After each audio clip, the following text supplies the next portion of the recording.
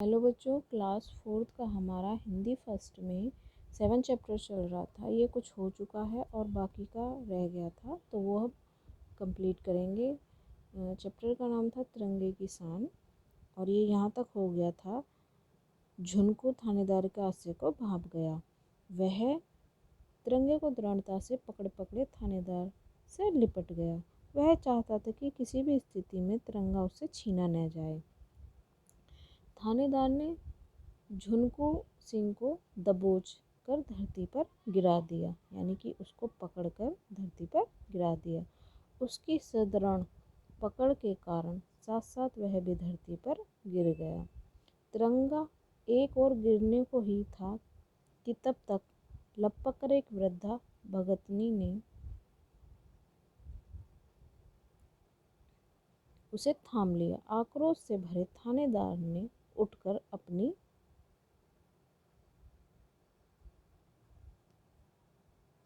पिस्तौल से गोली दागी और वह झुनकू सिंह के सीने को चीरती हुई निकल गई। एक साधारण ग्रामीण अपनी राष्ट्रीय भावनाओं के साथ एक प्रेरणापद उदाहरण बनकर वहीं शहीद हो गया। शहीद हो गया मतलब वहीं पर खत्म हो गया। तिरंगा अब भी शान से लहरा रहा था। थानेदार उसके सिपाहियों ने उस लहराते तिरंगे को उस वृद्धा भगतनी के हाथों से छीनने का प्रयास किया। उसे खींचा, घसीटा, मारा, पीटा, पर उस वृद्धा भगतनी से तिरंगे को अलग न कर पाए। अब थानेदार का क्रोध सीमा पार कर चुका था।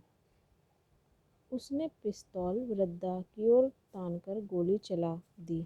तिरंगे से लिपटी वृद्धा भगतनी धरती पर गिर पड़ी और पल भर में उसके प्राण निकल गए। उन लोमहर्षक क्षणों में ही वृद्धा भगतनी ने बताया था कि देश के लिए कैसे जिया जाता है। कहने का भाव यह है कि उस वृद्धा ने यह बता दिया कि देश के लिए हमें क्या करना चाहिए और हमेशा तत्पर रहना चाहिए देश की सेवा के लिए, और कैसे मरा जाता है, यानी कि देश के लिए कैसे जिया जाता है, कैसे मरा जाता है। उस वृद्धा ने हमें कुछ ही क्षणों में, यानी कि कुछ ही पल में बता दिया। साथ ही यह भी बता दिया, शान न तिरंगे की जाने पाए, चाहे जान भले ही जाए। यानी कि तिरंगे की शान कभी नहीं जानी चाहिए, चाहे हमारे प्राण भले ही चले जाएं। आज स्वाधीन भारत का तिरंगा जब भी लहराता है तो न जाने कितने बलिदानियों को स्मरण करा जाता है। यानी कि बहुत जो बलिदान हुए हैं, जिन्होंने अपना बलिदान दिया है, उनकी याद दिला जाता है। तो इसमें चैप्टर में यही बताया गया है कि राष्ट्रीय ध्वज जो है वो हमारी शान है। और इस चैप्टर में लेखक ने ये बताया है कि हमें अपने राष्ट्रीय ध्वज का सम्मान करना चाहिए, उसकी रक्षा करनी चाहिए और देश प्रेम की भावना को अपने हृदय में जागृत कर रखना चाहिए, यानी कि अपने दिल में जागृत रखना चाहिए। देश प्रेम की भावना हमेशा हमारे हृदय में रहनी चाहिए। तो ये चैप्टर हमारा कंप्लीट हो चुका है